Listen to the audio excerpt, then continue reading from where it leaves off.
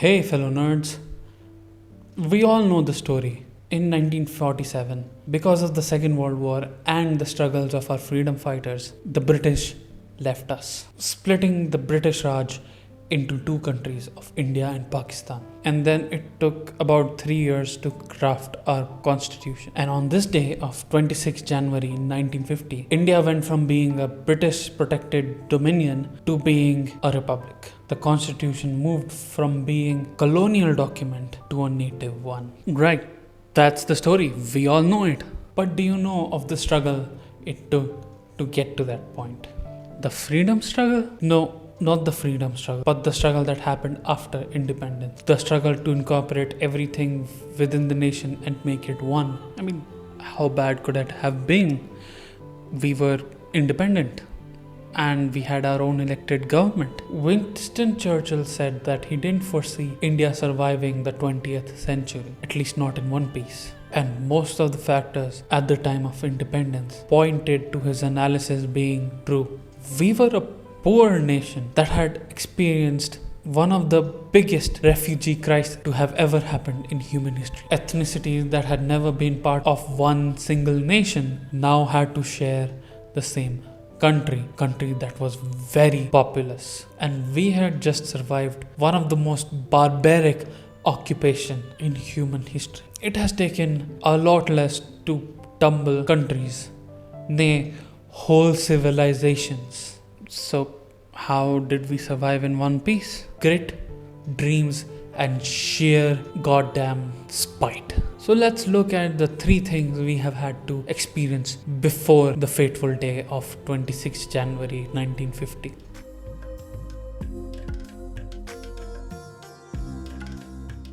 Unless you actually paid attention in your history class or you're a history nerd like me, you might not know that the British did not completely control India, at least not directly. There were these hundreds of princely states that were in fact never under the control of the British and were somewhat independent. So when India gained independence, most of these princely states did not want to be part of the Union. In many ways, instead of gaining independence, they would be losing it, at least the royalty. For the people, they would be gaining a democracy, which is a pretty good deal. To convince these kingdoms, Sardar Vallabhbhai Patel and VP Menon were tapped for this task. Their first course of action was to include the people of these states into the independence struggle and make them part of a national identity. This made a lot of princely states sign up to be part of either India or Pakistan. Another thing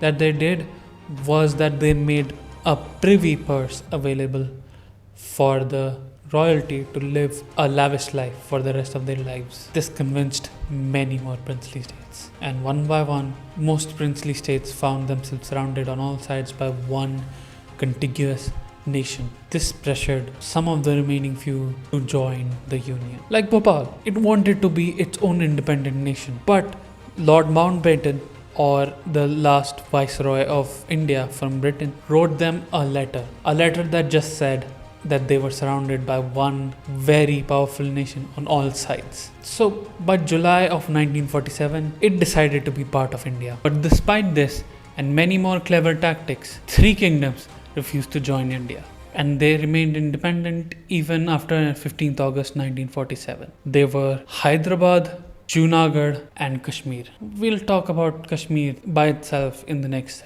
segment. Hyderabad was the largest princely state in India, and it was ruled over by a Nizam, a Muslim Nizam, over a mostly Hindu population. So it did not have a real preference over India or Pakistan. It wanted to stay independent. The Nizam believed that the dominion was large enough that it could not only survive but thrive without being part of a larger nation. No bribe or threat worked to convince the Nizam. He was building his army by importing European weapons on the down low. For a whole year after the independence, India continued to try to reason with them. Things really got out of hand when these fanatics called the Razakars started attacking Hindus of Hyderabad. So India had to step up. On September 1948, Sardar Vallabhbhai Patel the deputy PM and the Home Minister of India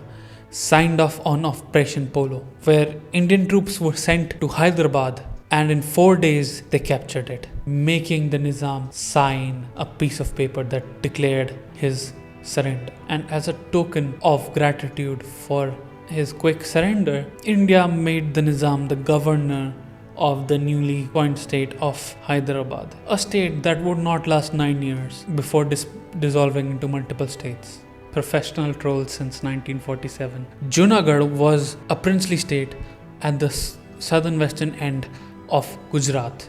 It was also a Hindu majority state with a Muslim king. It did not want to be independent, but instead it wanted to be a part of Pakistan. Junagadh had two other kingdoms under its suzerainty, that of Mughal and Baburiawad. They wanted to be a part of India, but because of that, the Nawab of Junagadh sent his army and conquered both of them. Defeated, the leaders of these two kingdoms went to the government of India for protection. The government asked for a vote for the people to decide which country they wanted to be a part of. At first, Pakistan refused, so India sent its troops. It integrated the two conquered kingdoms quickly, and from there, it laid a siege, cutting off supplies of fuel and coal into Junagadh. On October 27, 1947, only a month after he acceded to Pakistan, the Nawab of Junagadh would run away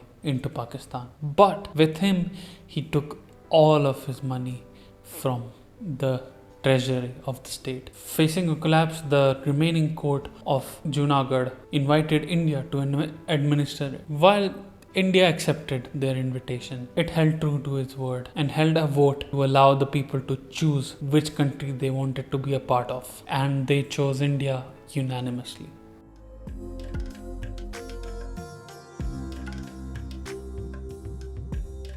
Should I even talk about Kashmir? I really don't want to. I mean, we all know the situation in it right now. But for the purposes of this video, what you have to know is that in 1947, soon after their independence, India and Pakistan went to war over the sovereignty of Kashmir. And Kashmir was pretty much split into two, one half belonging to India and the other half belonging to Pakistan. And to this day, both the nations claim the other side of Kashmir as their own, as holding all of Kashmir could give them indefensible access to the other's heartland. Since I am an Indian, I cannot be unbiased in this matter. I personally believe that all of Kashmir belongs to India, but I understand that some Kashmiris and Pakistanis specifically disagree with me. But regardless, could you imagine leading a nation which does have a shared cultural identity but pretty much nothing else in common? A nation whose self-worth had been completely destroyed over 100 or 200 years of slavery, a nation whose wealth had been completely looted and it was sent to Middle Ages. Then on top of that, having to experience the pain of partition with millions of refugees who had lost everything they had ever owned and even loved ones. But that's not where the pain ends, as your neighbor attacks almost immediately after independence. On top of that, as the battle in Kashmir raged on, Pakistan released lakhs of Hindu refugees from eastern Pakistan. How did we survive this? Everything that could go wrong did go wrong, and yet we somehow managed, by pooling our resources together and working diligently to make the nation not fall apart.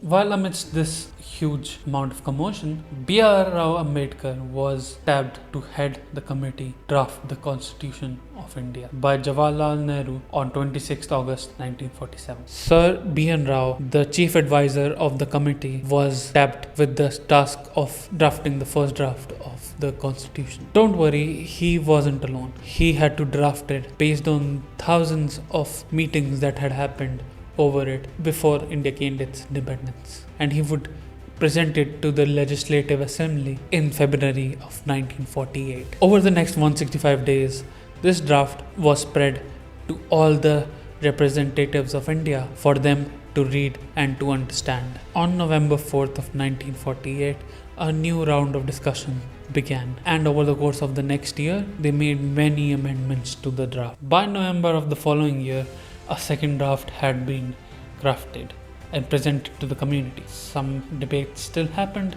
and some argument were still made. But by 24 January 1950, all the members of the Indian Legislative Assembly would put a sign on 2 copies of the Constitution of India, one in Hindi and one in English. They waited until the 26th January to enact it, simply because it was a significant date. In 1935, it was the day that India had declared independence, and it is often known as India's first Independence Day. India's constitution is often considered a great achievement. Countries similar to us, like Pakistan, had taken 7 years to draft theirs, and even then, their constitution had been dissolved many times over. And India's constitution, in contrast, has stayed the same since its conception, albeit with some amendments. It is said that B.R. Rao traveled to most of the Western world to learn about governance and their constitution, and B.R. Ambedkar himself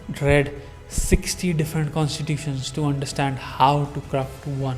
It is clear that our founding fathers worked together and stood against all odds to create a new identity. The fact that we have survived so long without a major civil war is nothing short of a miracle that took hard work and sacrifice from our ancestors. There is a Roman saying that says that a nation only succeeds when someone plants a tree under which's shade they may never sit, but their descendants might. We as a nation have a lot of problems yet unresolved, so it falls on us to solve them, even if we do not get to bear their fruit ourselves. So that 75 years down the line, when our descendants look back to our times, they may say that we performed yet another miracle. See you next time.